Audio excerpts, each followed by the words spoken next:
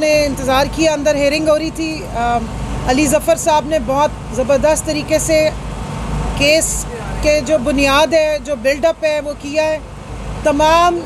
Constitutional हवाले, आइन के जितने तकाज़े हैं,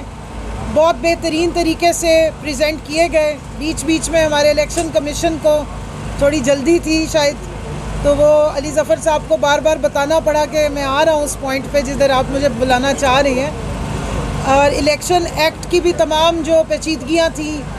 और जो पुराने प्रेसिडेंट्स हैं वो सब उन्होंने पेश किए। उसके बाद फिर दूसरी साइड के भी दलाइल आने शुरू हुए हैं। लेकिन एक आम शहरी की हैसियत से जब आप कानूनी दलाइल सुनते हैं तो जो अखज़ करते हैं वो मैं यहाँ हवाला ज़रूर दूँगी कि मुझे कुछ ऐसा महसूस हो रहा था कि जैसे इन रिज़र्व सीट्स को लेकर के कुछ ऐसे सोचा जा रहा है कि जैसे ये कोई खैरात है, किसी को भी दी जा सकती है। तो मैं अपने मीडिया के सामने, अपनी पाकिस्तानी अवाम के सामने और अपनी इन तमाम बहनों की मौजूदगी में ये बताना चाहती हूँ कि ये नहीं हो सकता कि जिस तरह 8 फरवरी को अवाम ने आके अपने मुंतखब उम्मीदवारों को वोट डाला और 9 को वो कहीं और चला गया, तो रिज़र्व सीट्स के साथ खुदारा ये हरकतें मत करें। जिसका मैंडेट बनता है, जो कॉन्स्टिट्यूशनल राइट है,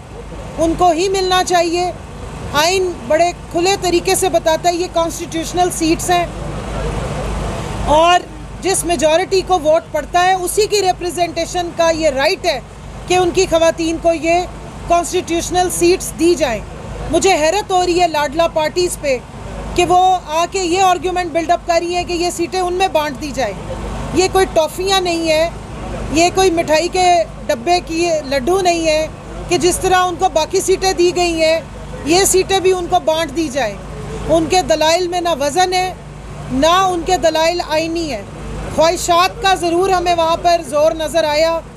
ख्वाहिशात बहुत ज़्यादा हैं कि किसी तरह ये 70 के करीब जो PTI का इल्हाक होने के बाद आज़ाद उम्मीदवारों का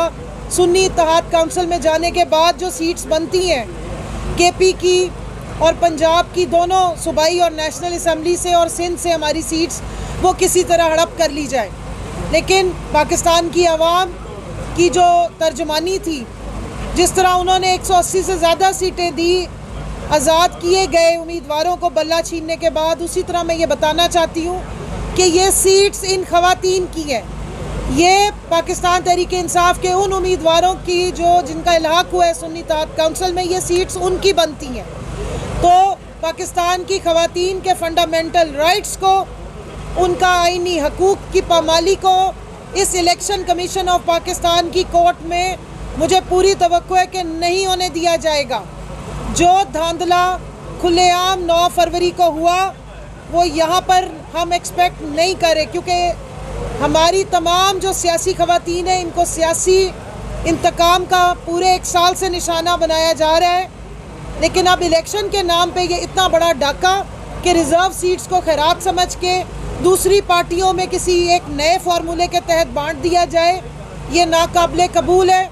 इस पे हम सुप्रीम कोर्ट में भी जाएंगे, इस पे हम एहतजाज में भी जाएंगे। और मुझे पहले तो पूरा यकीन है कि जो कमीशन बैठा है, जिसमें 4 मेंबरान और 1 चीफ इलेक्शन कमिश्नर बैठे हैं, वो जो जिरा हो रही है उसको पूरी तवज्जो से सुने और उसके ऊपर ध्यान दें। जो कॉन्स्टिट्यूशन के जो आइन के आर्टिकल्स बताए जा रहे हैं, अली ज़फ़र साहब ने बड़े बेहतरीन तरीके से दलाइल दिए और 1 बाय 1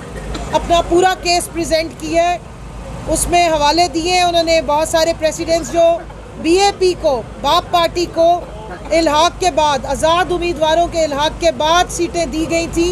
उसी पैटर्न पे, उसी प्रेसिडेंट्स पे सुन्नी इत्तेहाद काउंसिल के अंडर भी ये सीट्स हमारी बनती हैं, हमारी ख़वातीन की बनती हैं, जिसमें पंजाब से नेशनल असम्बली की 12 सीट्स बनती हैं, KP से नेशनल असम्बली की 10 सीटें बनती हैं। इसी तरह पंजाब की हमारी जो सूबाई असम्बली से हमारी कम से कम 24 सीटें बनती हैं और 3 हमारी माइनॉरिटीज़ की बनती हैं, और KP की सूबाई असम्बली से तकरीबन 21 से 22 सीट्स हमारी बनती हैं, और इसी तरह हमारी माइनॉरिटी की सीट्स हैं। और सिंध से हमारी तकरीबन 2 से 3 के करीब हैं सीट्स जो नंबर्स के मुताबिक मिलती हैं। तो जो सेट फार्मूला है ख़वातीन को मार्जिनलाइज ना किया जाए, ख़वातीन के फंडामेंटल जो ये सियासी ख़वातीन की स्ट्रगल है, इनके राइट्स को यहाँ पर इस्तेसाल ना किया जाए। और अगर ऐसा इरादा करके कोई बैठे हैं और जो खाने आ गए हैं सियासत के नाम पे, ये सीटें हड़प करने आ गए, मैं उनको भी कहूँगी कि खुदा का वास्ता है, आप तो हमेशा जमहूरियत को मुस्तहकम करने की बात कर रहे होते हैं, कम अज़ कम बज़ाहिर ही थोड़ी सी रख लें। 17 सीटों पे आपने आके विक्ट्री स्पीच कर दी थी,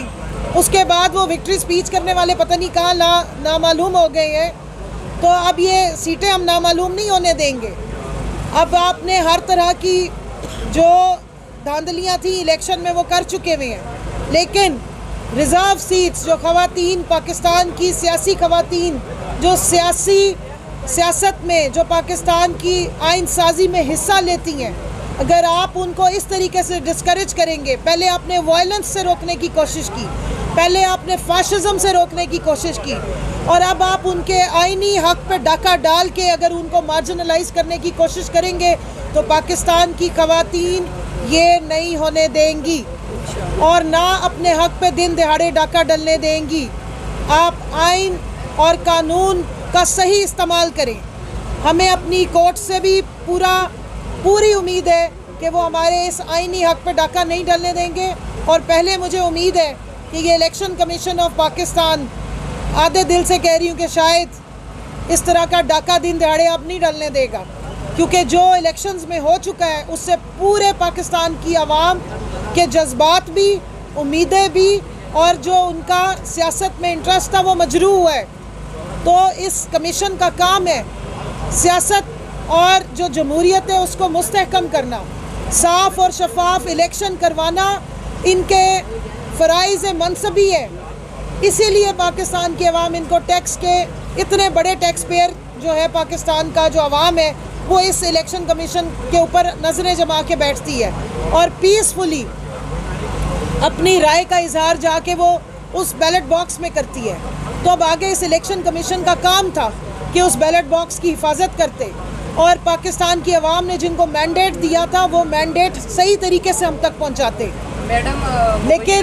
लेकिन ना सिर्फ ये कि वहाँ पर भी आरओएस के थ्रू धांधली की गई, अब अगर आइन और कानून की धज्जियाँ उड़ाते हुए एक बार फिर जिस तरह इलेक्शंस डिले किए गए, जिस तरह पंजाब को निगरान सेटअप में रखा गया, जिस तरह केपी को निगरान सेटअप में रखा गया, जिस तरह वफाक में निगरान सेटअप रखा गया और 90 दिन में इलेक्शन ना करवा के आइन को पामाल किया गया, अगर हमारी ख़वातीन की सीटों के साथ भी यही पामाली हुई तो ना सिर्फ ये कि 50% आवाम जो ख़वातीन पर मुश्तमिल है आपकी पॉपुलेशन, उसकी आप इज़्ज़त और उसके जज्बात को मजरूह करेंगे, आप हमारा सियासी हक पे भी डाका डालेंगे और इसके बाद इस सियासी हक पे डाका डालने पे हम खामोशी से नहीं बैठेंगे। पुरअमन एहतजाज हमारा हक है, हम हर लीगल फोरम पे जाएंगे, चाहे वो पाकिस्तान की हाई कोर्ट्स हो या पाकिस्तान की सुप्रीम कोर्ट हो। लीगल लड़ाई हम पूरी लड़ेंगे और मैं फिर कह रही हूँ, चीफ इलेक्शन कमिश्नर से कह रही हूँ कि आपका रोल बहुत ही हमेशा नेगेटिव रहा है। जहाँ तक अवाम के एतमाद की बात है, जहाँ तक ख़वातीन के साथ इलेक्शन में डाके की बात है, उसमें भी कॉन्फिडेंस तो नहीं है, लेकिन फिर भी उम्मीद पर दुनिया कायम है, इसलिए हम भी बाहर खड़े हैं, पीसफुली इंतज़ार कर रहे हैं कि इस हेयरिंग से ठीक